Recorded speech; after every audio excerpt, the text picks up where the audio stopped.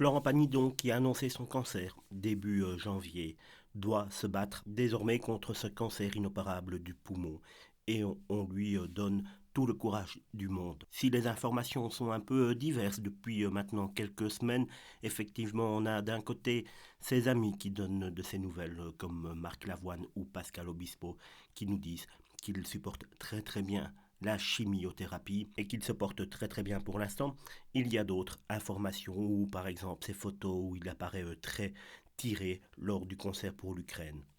On le sait, ce combat sera de longue haleine et tout le clan Pagny va devoir faire face à cette horrible maladie. Il n'est d'ailleurs toujours pas certain que Florent puisse participer au live de The Voice, comme je vous en ai déjà parlé sur la chaîne. Il se murmure que Patrick Fiori aurait déjà été contacté par la chaîne TF1 pour remplacer Florent Pagny lors de ses primes, mais cela on verra ça dans quelques semaines. On le sait, un cancer dans une famille peut retourner énormément les esprits et prendre beaucoup de place. Elle a décidé de mettre fin à sa relation qu'elle avait avec son petit ami depuis maintenant 6 ans. 6 années qu'elle partageait régulièrement sur les réseaux sociaux son amour avec son petit copain.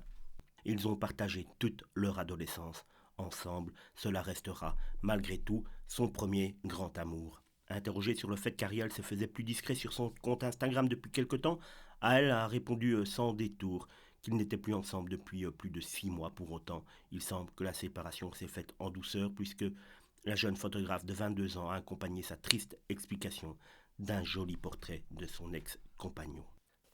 On souhaite évidemment énormément de courage à elle pour affronter la maladie de son papa.